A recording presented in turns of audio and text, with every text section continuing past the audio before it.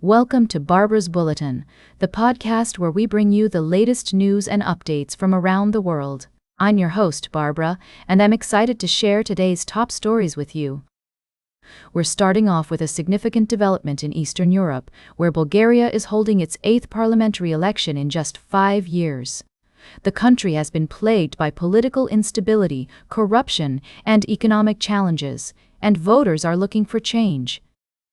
The clear frontrunner in the election is Rumen Radev, a pro-Russian former president who has promised to end the cycle of weak governments and stamp out widespread corruption. Radev, a Eurosceptic former fighter pilot, stepped down as president in January to run in the election, which was triggered by mass protests that forced out the previous government in December. His campaign has focused on stability, economic growth, and tackling corruption, which remains a major issue in Bulgaria. The country ranks 84th in Transparency International's Corruption Perceptions Index, the lowest score in the EU alongside Hungary. The cost of living is also a significant concern for voters, particularly since Bulgaria adopted the euro in January. The previous government's budget proposal, which included tax increases and higher social security contributions, was met with widespread protests and ultimately led to its downfall. Opinion polls suggest that Radev's Progressive Bulgaria party is leading the pack, with around 35% of the vote. However, it's unlikely to win a parliamentary majority, and Radev may need to form a coalition government with other parties. Critics argue that Radev bears some responsibility for controversial decisions made during his presidency, including a gas deal between Turkey and Bulgaria that led to significant losses. As the people of Bulgaria head to the polls, they're hoping for a break from the past and a chance to build a more stable and prosperous future. We'll be keeping a close eye on the developments in Bulgaria and bringing you updates as more information becomes available. We'll be right back with more of today's top news on Barbara's Bulletin. Welcome back to Barbara's Bulletin. We're diving into our middle segment, where we explore the latest developments in travel and leisure.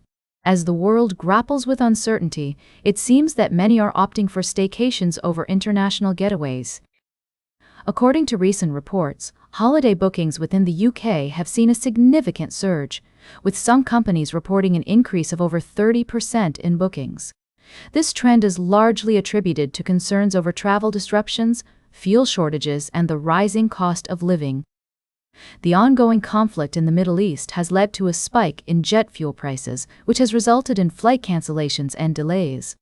In fact, the International Air Transport Association has warned that Europe only has 6 weeks' worth of jet fuel supplies before shortages will hit. Additionally, the new entry-exit system implemented by the EU has caused delays at border crossings, further deterring people from booking overseas holidays. As a result, many are choosing to stay closer to home, opting for destinations within the UK that are easily accessible by car or public transport. It's essential to note that while some may be put off by the uncertainty surrounding international travel, others are still eager to explore foreign destinations. According to research, 49% of Britons surveyed plan to holiday overseas despite the challenges. As we continue to navigate these uncertain times, it's crucial to stay informed and adapt to the changing landscape. Whether you're planning a staycation or an international getaway, it's essential to be aware of the potential disruptions and plan accordingly.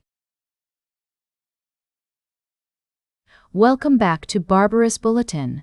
As we wrap up today's show, let's take a look at the latest developments in international news. We're focusing on North Korea, where the country has launched multiple ballistic missiles off its east coast.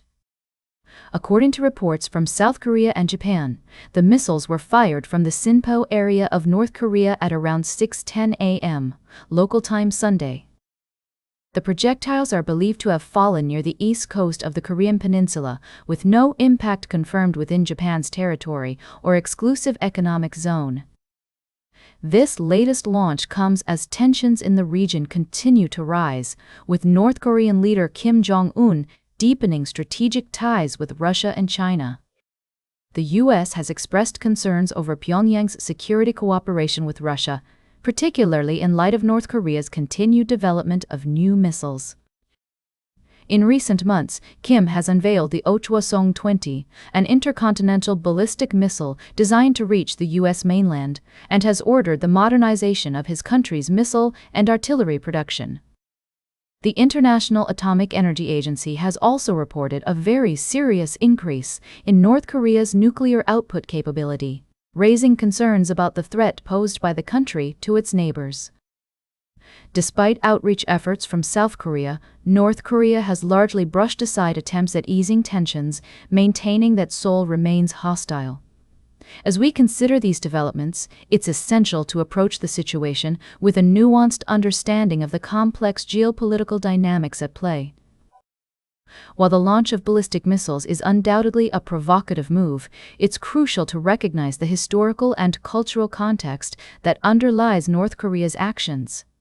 That's all for today's Barbara's Bulletin. Remember to like, share, and subscribe, and until next time, stay engaged.